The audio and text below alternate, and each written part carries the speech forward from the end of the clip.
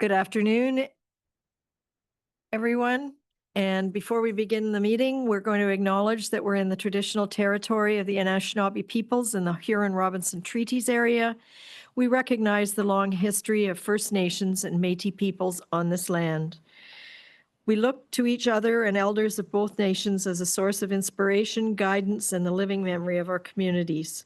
We must accept that we are stewards of creation and that the land comes to us with a responsibility where no hierarchy exists.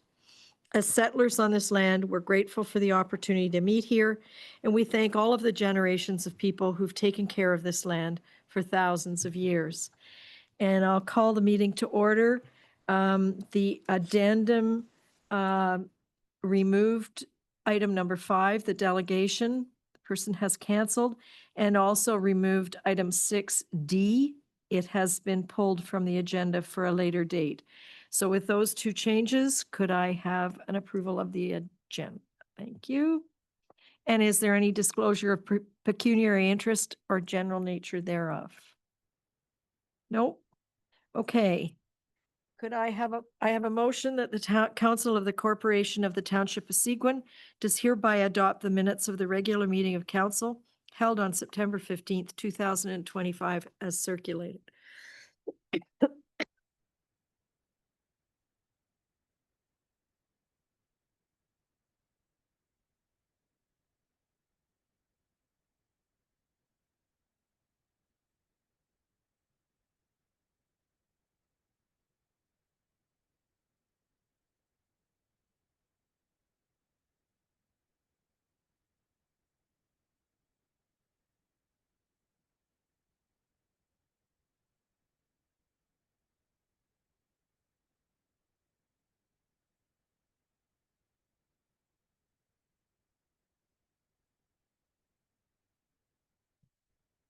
Okay, so I have a motion that bylaw number 2025-071, being a bylaw to authorize the execution of a license agreement between the Corporation of the Township of Seguin and Jacqueline and Brent Reynolds for part of the original road allowance between lot 95 and 96, concession B, Humphrey, Township of Seguin, being all of PIN 56129-0553, is hereby deemed to have been read a first, second, and third time and passed by council. I need a mover.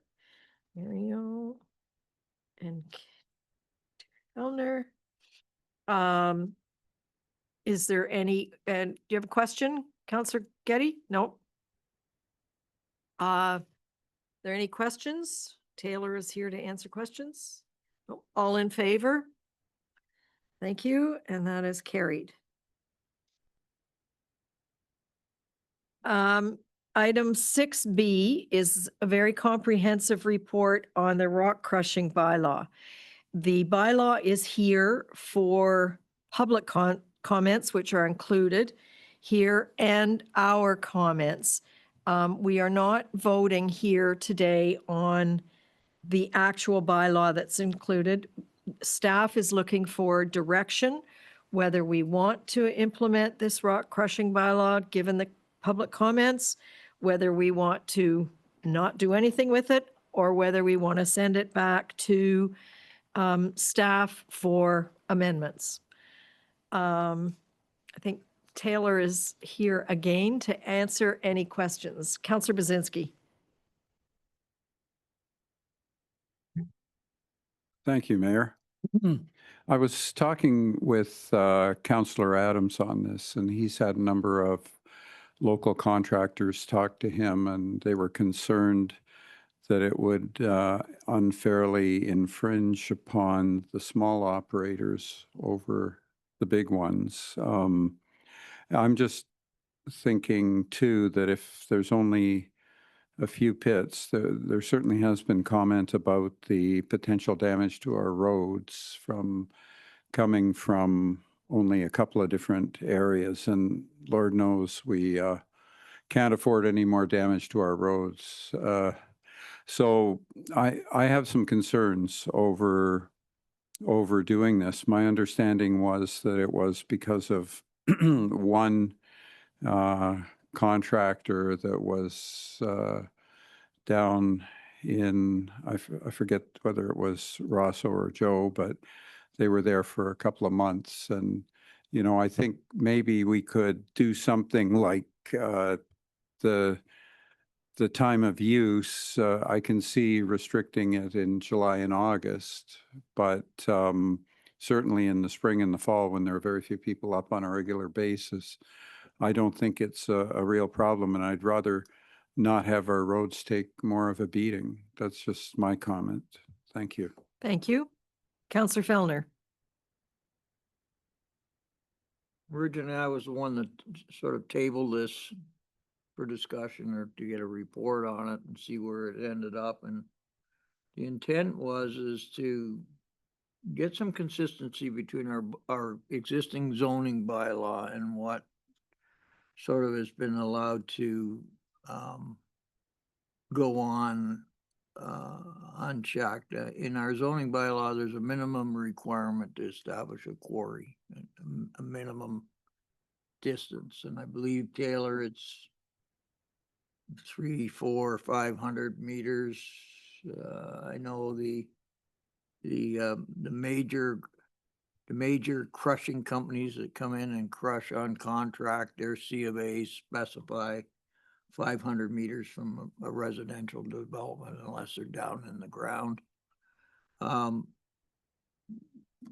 What the intent was to limit or just in most cases just not allow processing of rock on a lakeshore seasonal residential lot, period. You're not going to get the same setback, noises, excessive dust. And we've had cases in the township, in more than one, over the last few years, and down primarily in the large lakes on larger lots. It doesn't mean to say it can't happen on a smaller lake with a larger lot, right? A smaller lot is not an issue. You're not going to make enough rock to make it economic to do it. So that was the intent there. I mean, you know, as far as new development goes and crushing on site for new development, there was one done in your ward a couple years ago. I don't think there was any issues with that. I know all the rock was crushed on site for the road, from the road blasts. It makes sense in certain instances, but to me, it does not make sense on a seasonal residential lakeshore lot, period. Thank you. Councillor Getty, you have your hand up.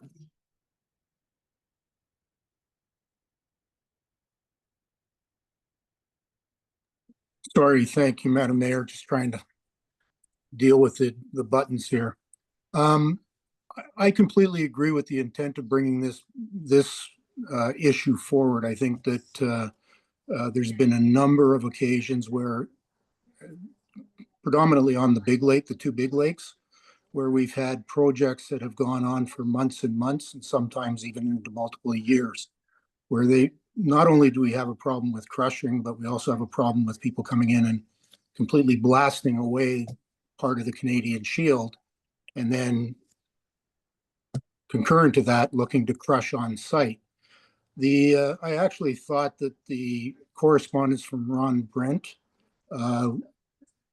was reasonable. I think that for a normal, regular development, I think that I wouldn't be against having a maximum number of days that somebody could crush on site, whether that be 3, 4, or 5, nothing more than a week. But I think on a reasonable type of development, we are pro-development, responsible development. I think the comments of keeping it outside of the June, July, and August timelines are reasonable. I don't know if that's practical, but I think that for the mega projects where people are coming in and disturbing whole communities for months and months at a time, I think what is proposed to me is a little bit backwards. I think that we should be supporting our contractors, our smaller contractors that are working here, to allow them to crush on site for a very limited amount of time, pursuant to the issuance of a building permit or a site plan control that's been placed on by staff. If it's going to go beyond that, that's when I think it should come back to council and it should have to be justified. I think to have it justified on every single case is counterproductive to being the pro-development and pro-supporting of our independent businesses and contractors that are operating within the community. Thank you.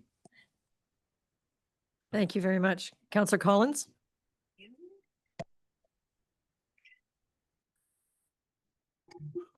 Yes, thank you, Mayor.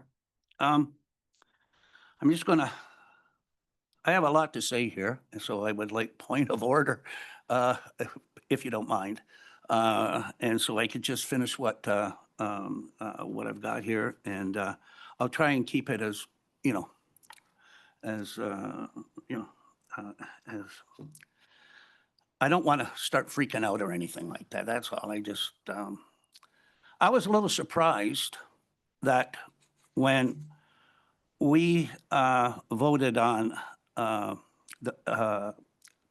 giving staff a feasibility study, that this came back as a full-blown bylaw.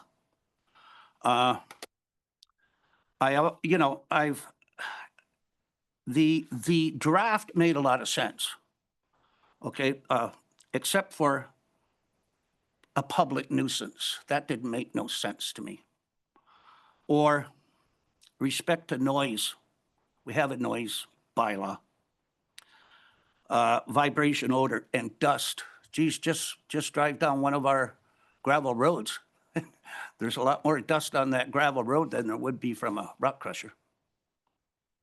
But whenever I asked for a feasibility study when I was building boats to the, to my naval architects on the redesign of a hull or anything like that, they would come back to me with their study with pros and cons, not just cons. And in this particular, you just came back with a lot of cons, but no pros. So what I've done is I've made up my own pros of rock crushing that I'd like to read to everybody. About on-site rock crushing. Offers significant economic and environmental benefits by reducing transportation costs, enabling waste recycling, lowering material purchase expenses, and decreasing landfill use. It boasts project efficiency by creating usable aggregate materials on site for various construction and landscaping purposes, like backfill and compaction. Additionally, it promotes sustainability by conserving natural resources, minimizing, and this is a big one, carbon emissions from hauling, and reducing the need for new quarries. The economic benefits: reduce costs, eliminates the expenses associated with transporting large volumes of rock, saving money on fuel, vehicle maintenance, labor, and roads. Lower material costs, creates usable aggregate from existing materials or demolition waste, reducing the need to buy new, often expensive bulk materials. Increased efficiency. Speeds up projects by providing a continuous supply of materials on site, reducing delays from material delivery and waiting for crushing services. Environmental benefits. Reduces the demand for virgin materials, preserving natural resources and decreasing the environmental impact of new mining operations. Diverts construction and demolition debris from landfills, decreasing the volume of waste and avoiding landfill fees. Here's the big one: lower carbon footprint. I mean, that's what Seguin's all about at this time. We even hired an employee for just that, minimizing the use of trucks and the distances materials need to be transported, which significantly reduces associated carbon emissions and greenhouse gases. On-site material creation produces high-quality, custom-sized aggregate materials directly where they are needed. And versatility. Mobile crushing units can be brought to various remote locations and adapted to handle different types of rocks and construction waste like concrete. And improved project control allows contractors to control the quality and quantity of materials, adjust processes in real time, and meet project-specific requirements. We have always touted ourselves, especially this council, of economic development, especially building more homes. And I'm just wondering how much rock blasting and rock crushing there will be at our MZO site, which is right around the corner. I think that this bylaw, the way it is written, it cuts right to the heart of the construction business, building homes, when 75% of the building lots is on the Canadian Shield in Seguin Township. So, having said that, there was just one. There is no other municipality in the District of Parry Sound that has a bylaw like this. Not one. As far as I'm concerned, this council is sitting here is pro-economic development. And that's all I have to say at this point. Thank you. Thank you very much. If I could try a little bit to summarize what everybody else has said. I agree wholeheartedly with Ted that we need to enable and facilitate good building and contractors, small and large, and we need to make it easy for them.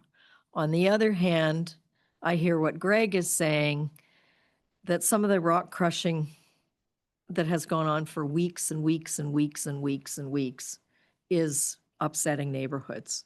And those are, I think, few and far between because they tend to be extraordinarily big building sites, but they still exist in neighborhoods.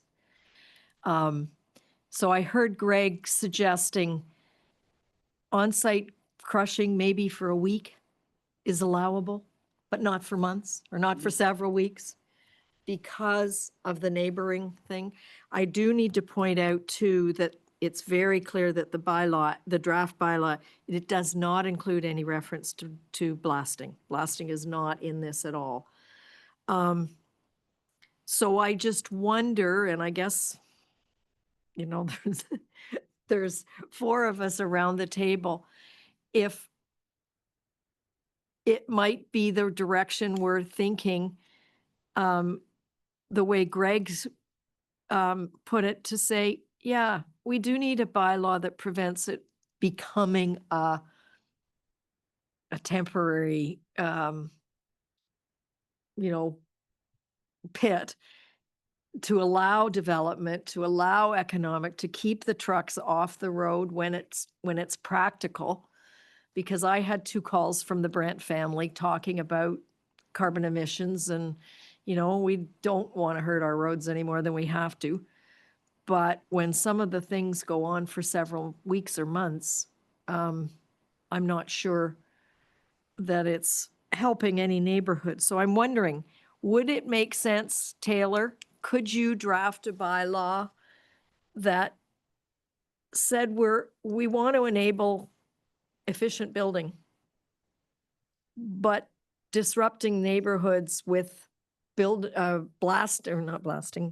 rock crushing or rock activity? Now, one of the words was processing of rocks. And I know I lived next door to one that wasn't crushing. They were cutting rock for weeks and weeks and weeks without water. And I understand if you spray as you cut, it reduces the dust, but everybody on our bay was covered in white dust. Could it be for, say, a week at a time, a maximum of a week per site, and maybe never in June, July, and August? So that the current neighborhood isn't upset. Go ahead, Mariel.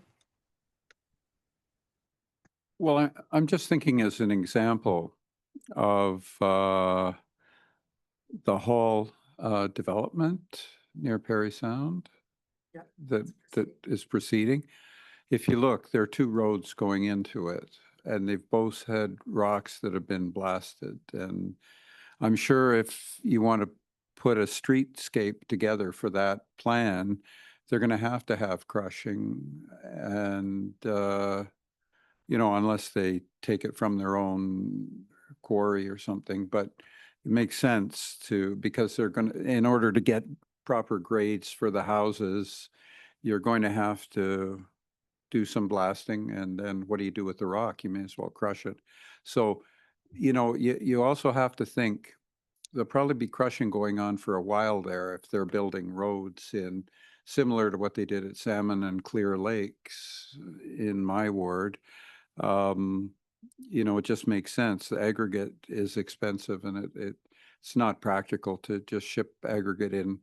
You can't really get it anywhere around here now. It has to come probably from Northern Ontario because there's so many restrictions on aggregate quarries in Southern Ontario. So, I mean, I would suggest, if it's someone that just wants to put in a basement and they want to have some landscaping, like some personal thing for a cottage, I would suggest that it should be a minimum time limit on the amount of quarrying you can do. If, however, it's to develop a road network and that type of thing, I think it's reasonable that the quarrying would go on longer. However, I would want them to start early in the spring before it became a nuisance and people had their windows open all the time. Thank you. Okay, Councillor Getty and then Councillor Fellner.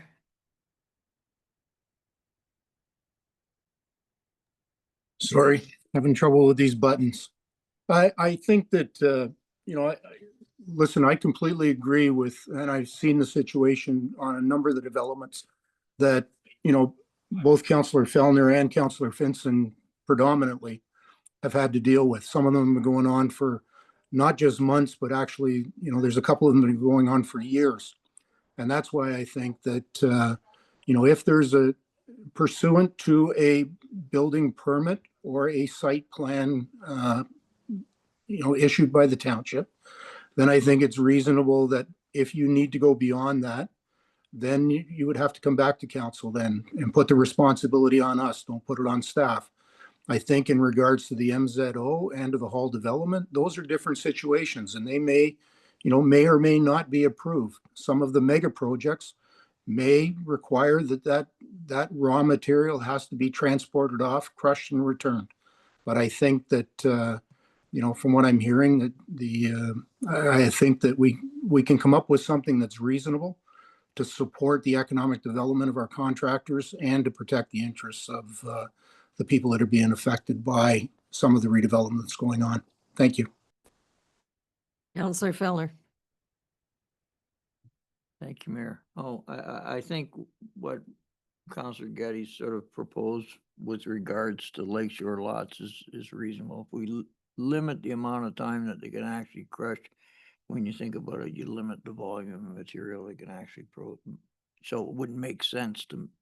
There's been cases where they've stripped acres and acres of property, taken the trees and the soil off to basically create a quarry. So that would, I think, help there.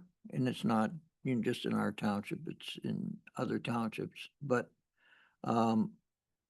you're right. I actually did talk to the Hall brothers prior to this meeting in their subdivision where they probably might not do this.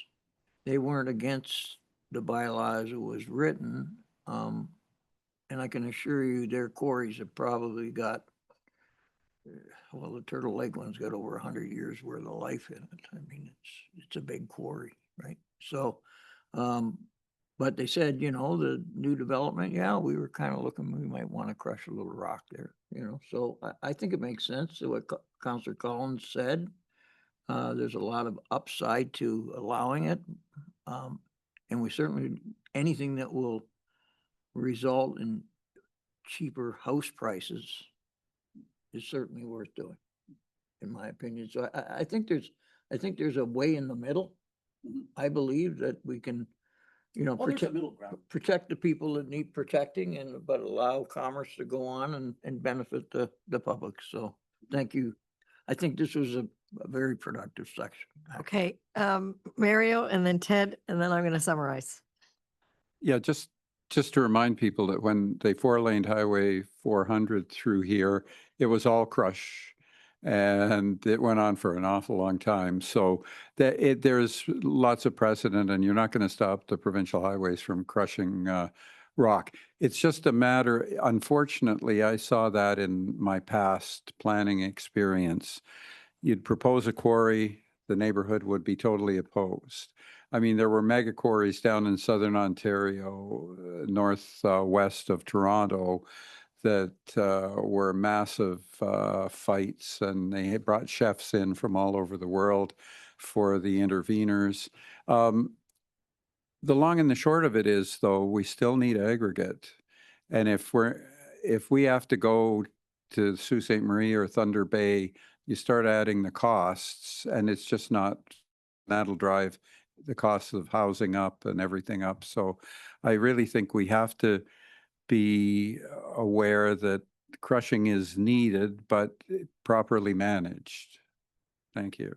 Councillor Collins. Thank you, Mayor. Yes, when this comes back for further discussion, after Taylor reviews his notes, I want the, where it says here in the scope, it would apply Seguin-wide to all private properties. That should be omitted, because there's nothing wrong with, I've never had a complaint in the 11 years on rock blasting in my ward, ever. So, I mean, if you're going to zero in on anything, you're going to zero in on Ward 6 and 4. But I just will not, I would oppose on all private properties in all of Seguin Township. No way. Especially my ward is rural, and there's a lot of people in the country that live in the country that when they go to build, they're blasting rock and they're crushing rock. So that's a must. Okay. Taylor, I don't know whether you've got enough to work on, but I think what you're hearing is that we need to allow rock crushing on private sites. But if there is a way to control or manage it, maybe is the better word than control, manage it to limit the number of days that can occur, and perhaps not in the high holiday season of June, July, and August. And for things like the MZO and the Halls development, if they need to crush for 3 months, all they need to do is come back to council and ask permission. And if they're building roads for 100 homes, we're probably going to give it to them with no questions asked. Taylor, can you give us a little feedback on whether what we're saying is legitimate or manageable or whatever? Yeah, I believe so. The purpose of this report, honestly, was just to bring back the public comments and just reaffirm that, is this the direction that council wants to go? I think the answer to that question is quite obvious. What we'll want to do is bring forward a bylaw that we can actually implement. So there could be maybe some measures, buffers from shoreline residential lots. I heard that. The seasonality, that's pretty easy to do. Some aspects might be pretty difficult to do. I'm not sure how we could do it ward specific. I don't know how we could do that. If that is the goal, then I would say we cancel this bylaw, because I can tell you right now that just will not work. But yeah, if you leave it with us, we can come back with something that I think meets in the middle and tries to meet the goal of protecting shoreline residential properties, but without making gravel travel too far, driving up costs. Okay, great. Thank you. We'll look forward to your, sorry, Councillor Bazinski? Sorry, this is off that topic, but in terms of the word situation, Taylor, like I've always wondered, because when you look at Lake Joe and Lake Rosso, it seems to me that there's a lot more permissiveness in terms of size, in terms of number of dwellings. You know, I think there were even 2 cottages allowed on a lot. Maybe it's called a family compound. And I always thought that it got a bit different treatment than say lakes in my ward, which have smaller lakes. And I just wondered, is that the case? Because if that's the case, we do have a precedent for, it's the same thing to me, like on short-term rentals. If you have a cottage that's being rented for $15,000 or $20,000 a week, you're going to have the hordes coming in and irritating your neighbors. Whereas if you've got a cottage that's rented for $2,000 to $5,000, $2,000 or $3,000 a week, you may just have a couple. Like, is there anything to that, or am I not seeing it? I Okay, think you're, Taylor, oh, this sorry. question to Taylor. through your worship, and I can add to this, do a bit more further research into this, and probably get a legal opinion when I bring back or when staff brings back a staff report on this topic. But the reason you want to kind of avoid geographic specific bylaws is a good bylaw should tackle or address what the issue is. And this type of issue, like rock crushing or short-term rentals, it can appear anywhere in the municipality. So it should be consistent and fair in that regard. And you can get into a bit of a worry of precedent setting, that if you start making specific bylaws, like different rules applied at different places, get a fragmented approach, and you can get, once you kind of start down that road, I don't think you'll ever get off it. And from a legal perspective, I've heard lawyers saying, this is where I can get something with a bit more detail. You don't want discriminatory or specific bylaws that apply to a specific group in a specific area without a justifiable reason, as it could lead to legal challenges or unfair treatment. This is all things I've heard over the years, but I would want to further explore that with a legal opinion and a subsequent staff report if council wants to go down this route. Okay, I'm going to ask our CAO to weigh in here. Thank you, Worship. I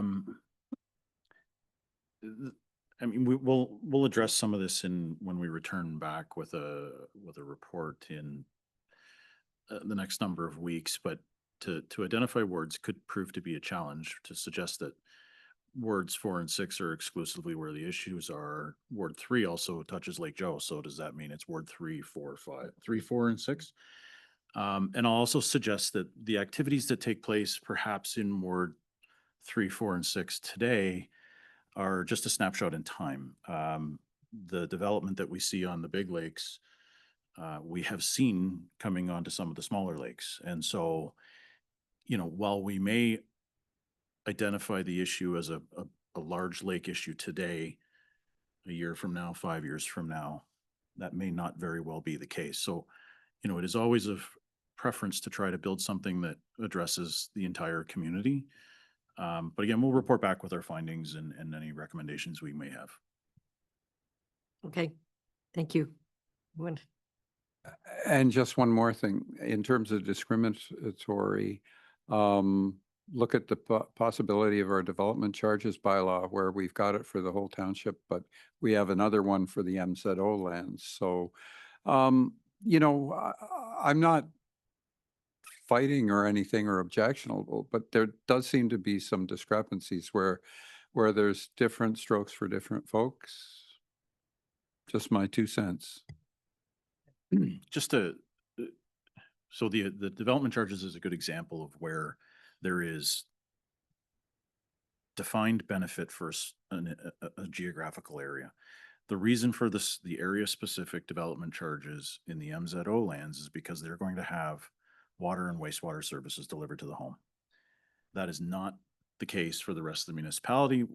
And we've heard, and we believe, as far as I'm concerned, from what I've heard from this council, is that development pays for development, and that we do not want the rest of the tax base to be funding infrastructure that they don't get benefit from. And so that's why the DCs have an area-specific DC for the MZO lands.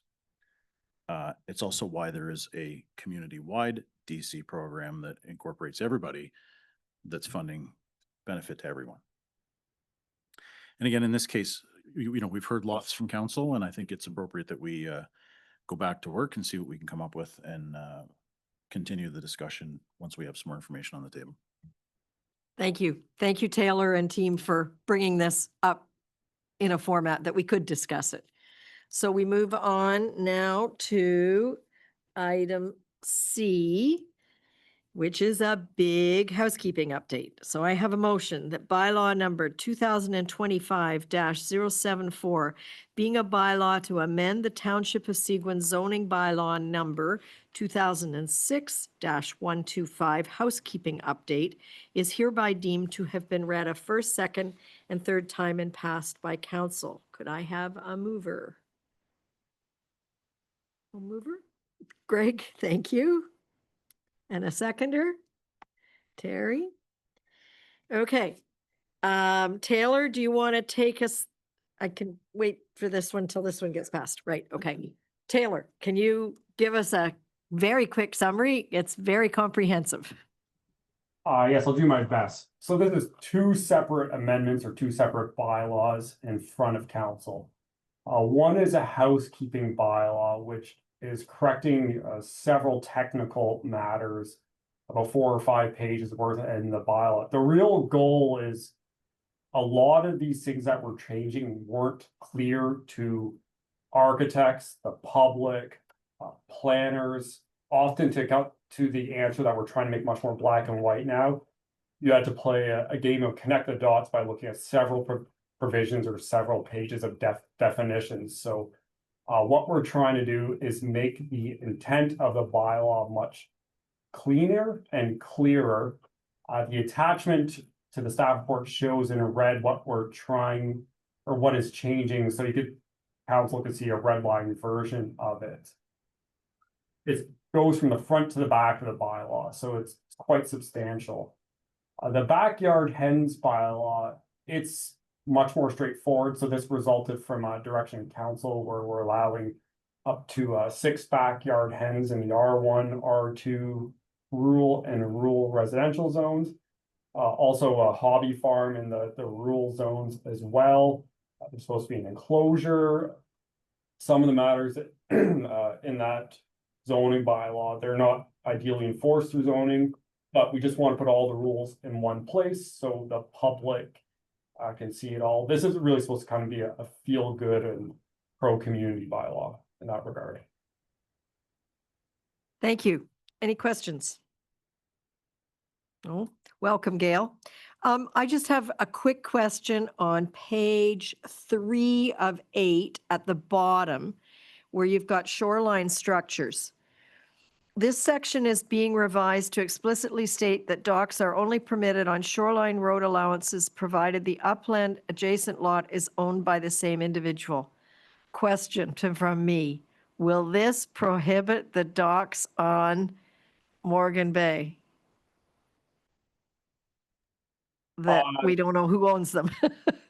Yeah, so that is something that we've always taken the stance on, but it was just not clearly written in the bylaw. But this should make it even more abundantly clear that you can have a dock on a shoreline as long as you own the adjacent land next to it. So we don't want to see docks next to a highway where there's no house behind it, essentially. We don't allow it today, but this makes it absolutely unclear. Okay, thank you. Any other question? Oh, Gail? Oh, okay, use your, when you can, try and use your little yellow hand, but go ahead, Gail. I wasn't here for the reading. I just got here. Does that affect the boathouses on Lake Rosso that are already there?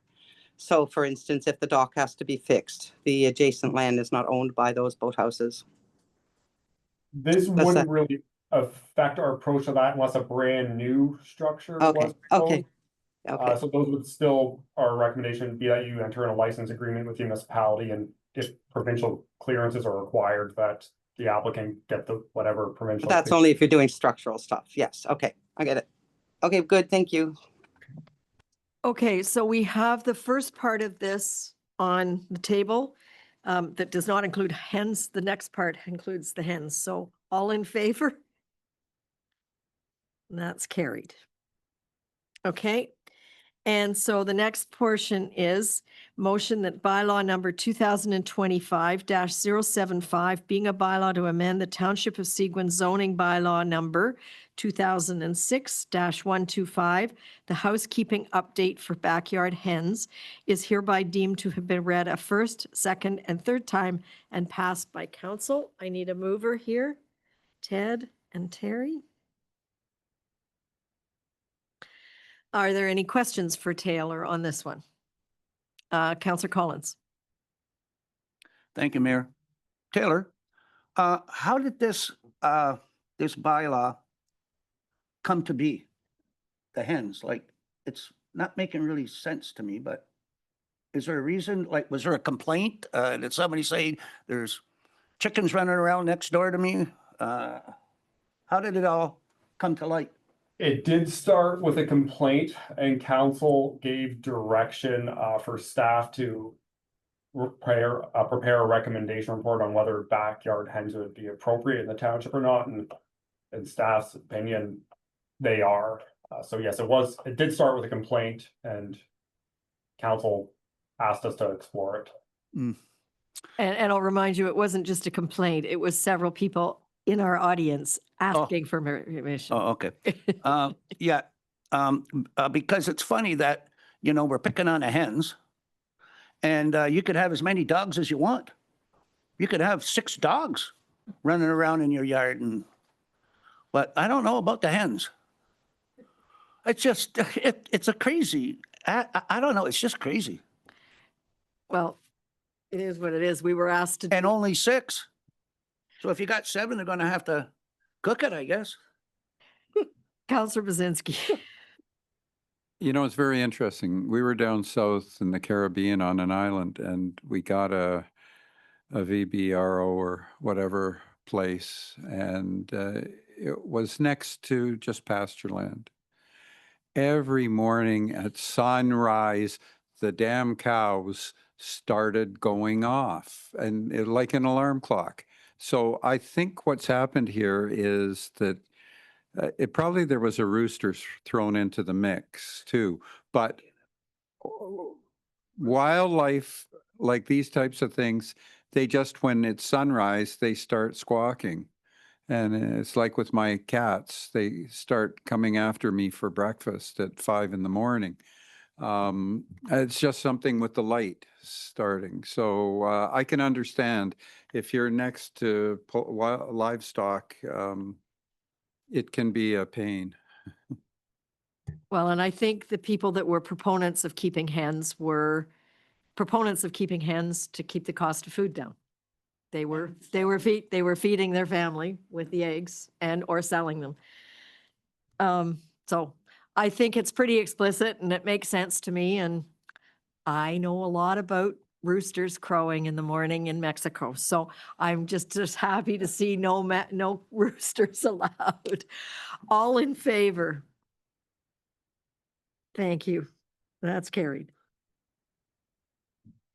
Okay, so item 6D is erased, and we move on to the strategic initiatives. And Forrest cannot be with us today, so Jason is going to handle it. I do want to say that this report is incredibly detailed and informative. I don't know how much more you can say about it because it certainly tells us what you've been working on. Over to you. Yeah, thank you, Worship. This is the second installment in the year of our semi-annual update on the strategic plan and operationalization of it. As you'll see in the attachment to the report itself is actually pretty thin and pretty straightforward, but the attachment is where the body is, and that's where all of the specific tasks have been identified. And then, of course, there's notes that come along with it. There is a significant body of reading there if you're interested in getting right into the weeds, but we generally are here to answer any questions that council may have.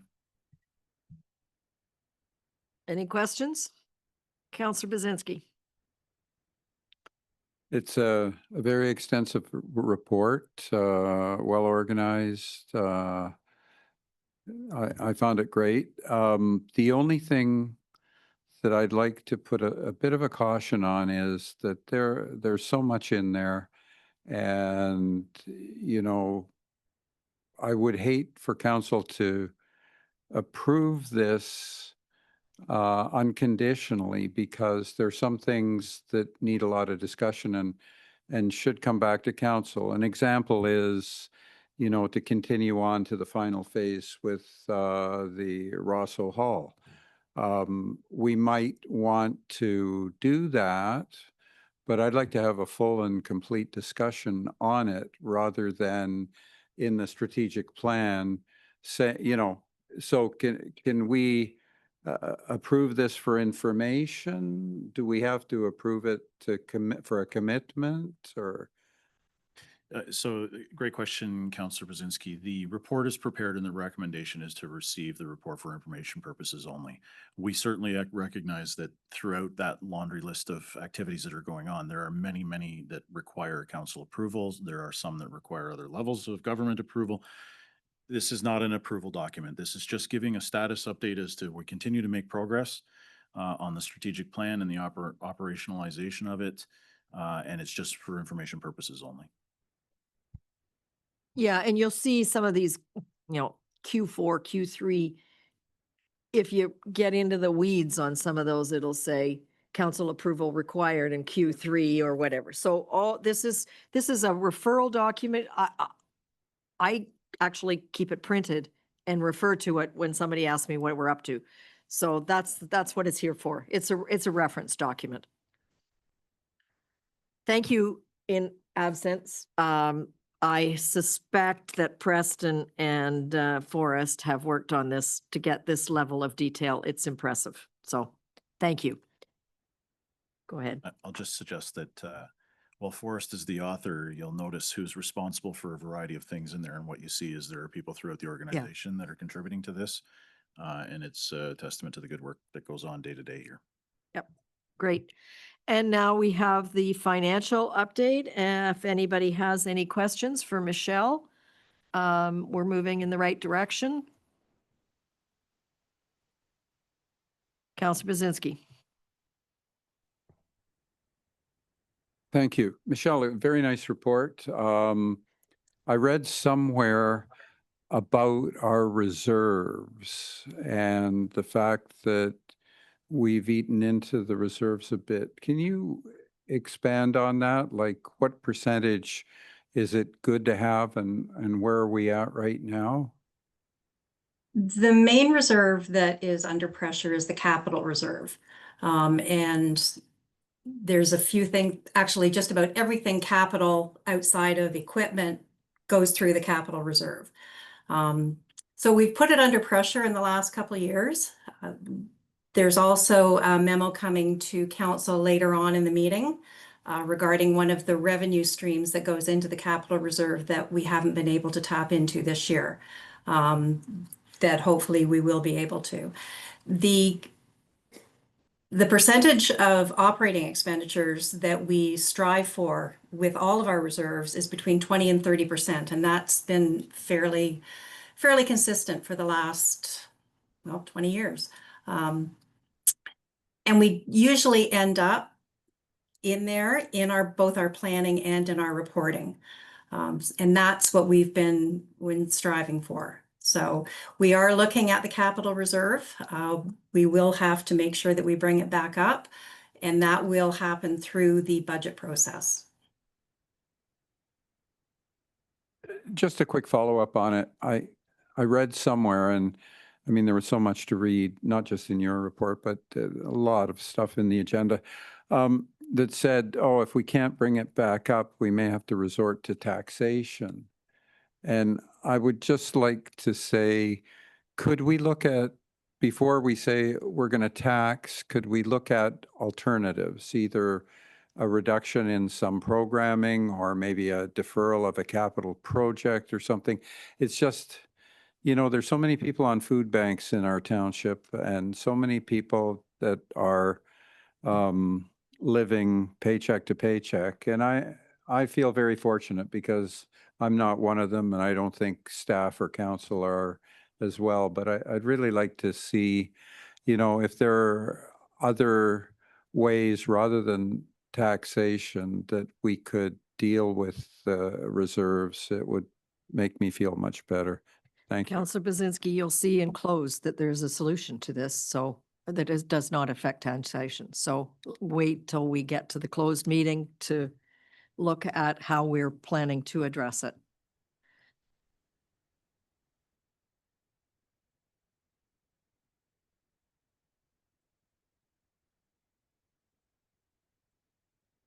This is for information only, so we move on to item 7A.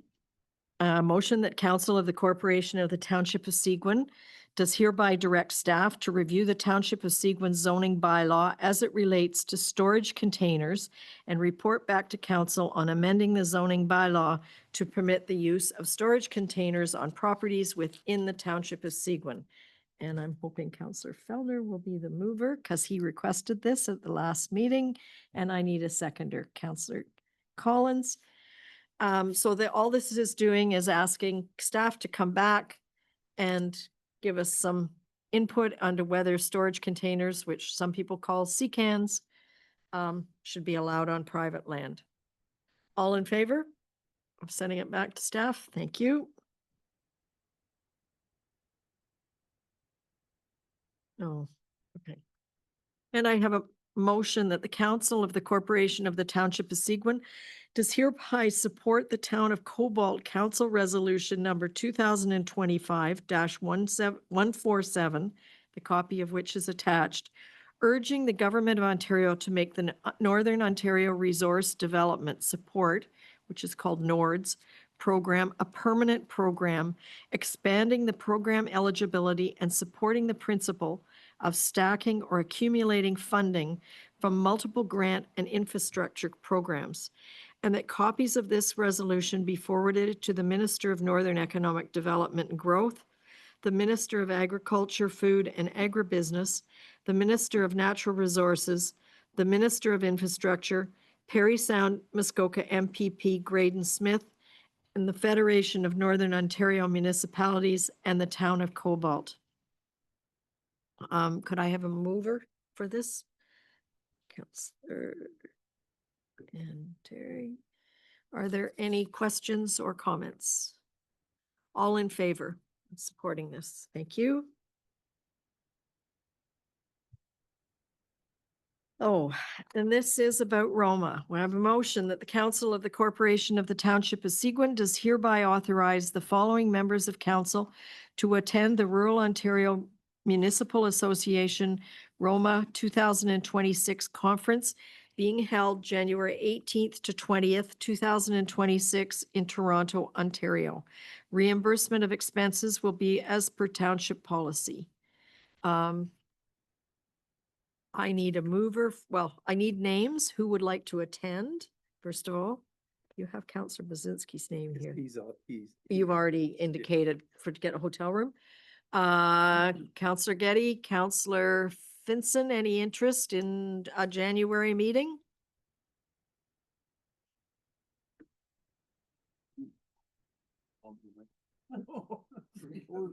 Councillor Vellner? You'll go? Okay, Councillor Bazinski. Councillor.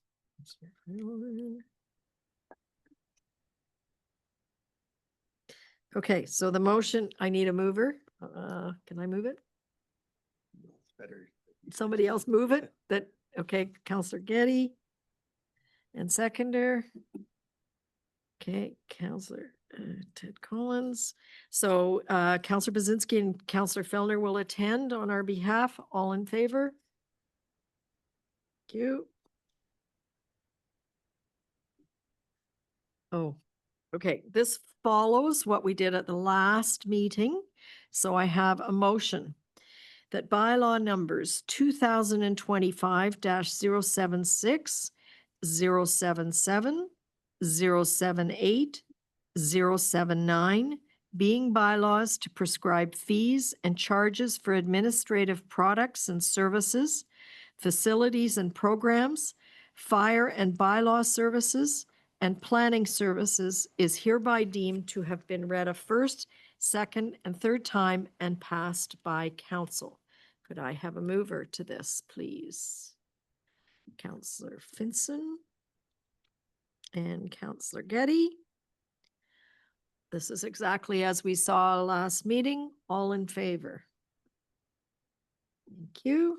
And those fees are carried. We move now to council reports. Why don't we start with you, Counselor Bazinski, since we don't have Ward 1 represented today. Thank you. On the 26th of September, I attended the District of Parry Sound Municipal Association meeting in beautiful downtown Orville. And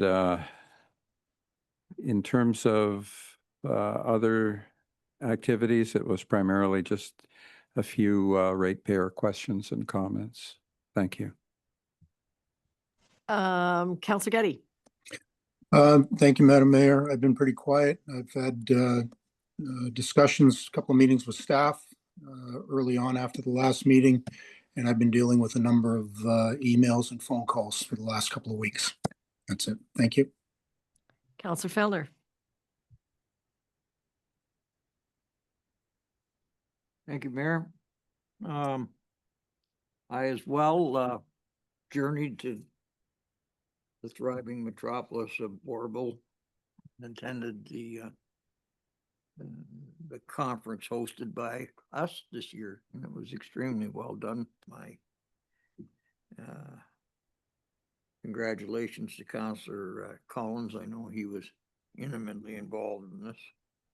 As well, I attended a rec committee meeting.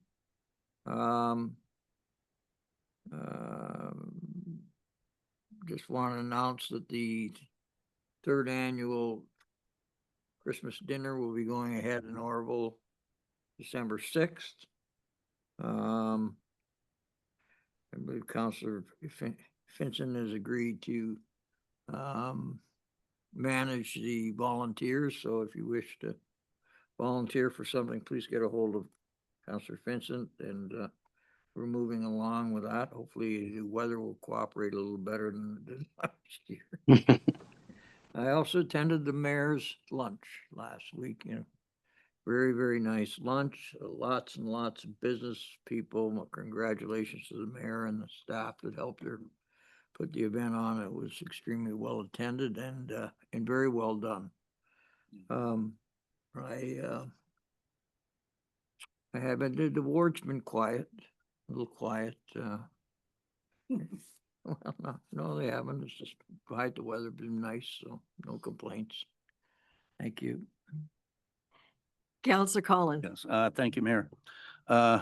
Yes, I attended the District Parry Sound Municipal Association meeting in downtown Orville. It was a great meeting, great speakers, and I have to admit, Forrest did an exceptional job. He's on AI, and he's quite a speaker. He's very knowledgeable, and he's a great asset to our municipality. And of course, I was at the mayor's lunch next year, and that was full house, good food, But we're going to put a little bit more input on a speaker for the mayor's lunch in 2026. So, but other than that, everybody had a good time, and that was the only remarks really was that, geez, try and get a better speaker, especially because anyway. So that's it. I agree with you in your comments. Councillor Vincent. I had a Pumpkin Fest meeting on the September 15th. Everything is going really well. Everybody's got their jobs. Michelle is doing a great job with Gail on the finance. And so we're looking forward to it on Saturday. I had a Ross Memorial Hall fundraising meeting. We have another one coming up. We're thinking of doing a hunter's dinner, as well as there's other things going on, but a hunter's dinner in November. A traditional hunter's dinner like they used to do it. We're going to try to get the ladies that used to do it involved in working it with us. I had a rec committee meeting and all of that is going well, as Terry said. And yes, I volunteered to continue on with the turkey dinner, which is one of my favorite events. September 20th, I went to the barbecue walk, Rose Point Trail, and helped Donald with that. It was a lovely day. A lot of people showed up. It was fabulous. I would, again, if we do it again, it'll be even bigger, I'm sure. On September 24th, I attended a Belvedere Heights meeting. I went to the Orville Community Center meeting, and congratulations to Mr. Collins for doing a great job with setting that up. I was really, really impressed with Darren O'Brien. His presentation on the entire district was really, really good. I felt like he spoke clearly and he put it together so well, and he appreciated every single community, it was so nice. And he's such a good speaker. And of course, Forrest was amazing. So that's all I have. And I have some constituency things, but everybody, staff is helping me, and it's all going well. Thank you. Thank you. September 19th, I attended the Chamber of Commerce Business Award dinner. We had 3 Seguin businesses that were nominated. The Rosso Pizzeria, the airport, and Crofters Organics were all 3 nominated. They were not winners in their category, but they were all there with their staff, and it was nice to see that strong representation from Seguin. On the 25th, I attended the government AI training session, where I saw an absence of a few of you. And then the 26th, obviously, the district meeting. And again, Councillor Collins and all of our staff were behind the scenes, setting it up, bringing us AV equipment, all kinds of things. So thank you to everybody. On the 29th was the semi-annual hospital information meeting where Donald Sanderson and his leadership team kind of run over what's happening at the hospital. There really wasn't much new news. It's kind of status quo at the hospital. The 30th, I was here for the flag raising for the National Day of Reconciliation, which again was a beautiful day. And I think we had 3 or 4 classes from next door come over. So the school was well represented here. And we had an emergency planning meeting that day. Then on October 1st, we had the annual seniors lunch in Humphrey. Again, well attended, and it's amazing how grateful the people are that come to these seniors lunches. And then on the 2nd, the day after, we had the mayor's lunch and golf. And again, it was because of our staff that put it together. Gail at Seguin Valley does an outstanding job with the food and organizing the golf. And so I think it was a success. There were a lot of new businesses represented and a few younger entrepreneurs that came for the first time. So we really did have a full house, and people have, we're trying to tell them that we're here for the business community. And I remind you, as Gail did, that Pumpkin Fest is this Saturday. Come, it's rain or shine. You'll see me and my husband running the fish pond. Yes, we will. It's busy place. But come if you can, bring your family. And happy Thanksgiving to everybody. Over to you. Thank you, Your Worship. I also had the opportunity to attend the District of Parry Sound Municipal Association meeting in Orville, and I'm out trying to shop and find one of those shirts that Councillor Collins has that has the downtown Orville on it. I'm not sure where to find one. Downtown Seguin, please, for everybody. Want to get one for every one of the settlement areas. I did also just want to extend a special thanks to Chief Shane Tababadong for attending and offering welcoming remarks and the land acknowledgement from a fairly significant representative of Wissahickon First Nation, being the chief. Very, very honored to have him join us at that event. And just to echo some of the other comments, there was an outstanding turnout for the Seguin business leaders at the Mayor's Lunch and Golf event last Thursday at Seguin Valley. For those that are unaware, the event was organized by the Township's Business Committee and is a terrific example of the entrepreneurial spirit that is alive and well in Seguin. That was very, very obvious as that room was packed. Also want to thank the 200 residents who participated in a recent telephone survey to help inform the Township's Park Recreation and Culture Master Plan. This plan will inform the future of our parks, boat launches, rec programming, and much more. If you've not yet had a chance to share your ideas, the online version of the survey will remain open until October 17th. Please visit letsconnectseguin.ca for details. The township is offering year-round ice in 2026 as a pilot program at the Humber Community Center.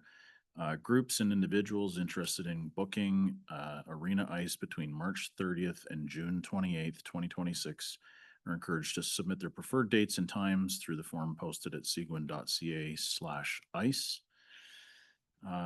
There are also several community events coming up in the township in the next few weeks, as we're all aware, this coming weekend with Pumpkin Fest. This is a free event hosted by the community, offering a variety of activities and games to celebrate autumn in Seguin.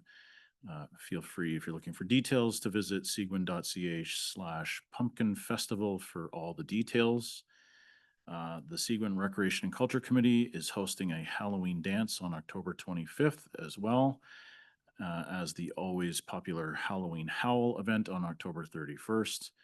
Details are available on the township's social media and website. And as Thanksgiving approaches, the township will soon launch its annual food drive in support of Harvest Share. We encourage our community to participate if they're able. Bins will be available in our community centers and at the municipal office. And as Councillor Finson noted, an old-fashioned hunter's dinner is being held November 5th in support of the Rossum Memorial Hall project. So just keep an eye on our social media and website for details. That's it for me, Your Worship. Thank you very much. Busy place.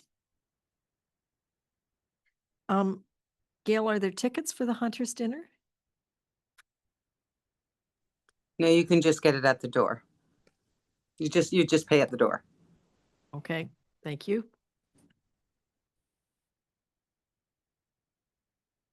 I have a motion that the Council of the Corporation of the Township of Seguin does hereby receive the board and committee minutes and agendas and the correspondence as presented on the agenda for the October 6th, 2025 meeting of council. I need a mover. There you. Gunnar, Ted, all in favor?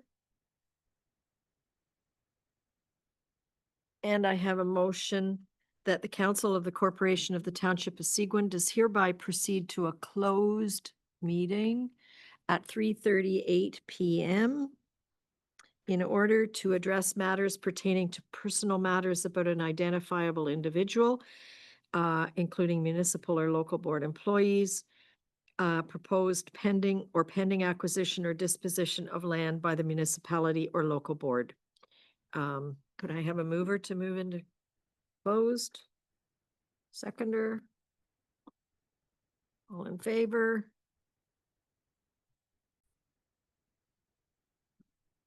Okay, so we have a motion that the Council of the Corporation of the Township of Seguin does hereby rise from the closed session and declare the regular meeting reconvened at 4:12 p.m. Could I have a mover?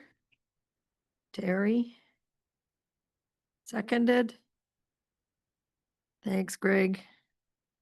All in favor? This committee of Okay, so this is the motion that the Council of the Corporation of the Township of Seguin does hereby appoint Jim Stearns to the Township of Seguin Committee of Adjustments. Could I have a mover to that effect? Greg? And you'll second it. Helmer. All in favor? You.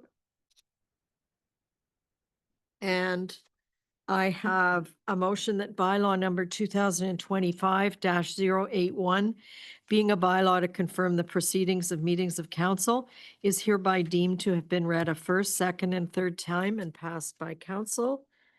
There you go. Seconder, Tim Collins. All in favor? Thank you. And I have a motion that the Council of the Corporation of the Township of Seguin does hereby adjourn this meeting of council at 4:13 PM to meet again on Monday, October 20th, or at the call of the mayor. Ted and Gail. All in favor? Thank you, and have a happy and safe Thanksgiving, everybody.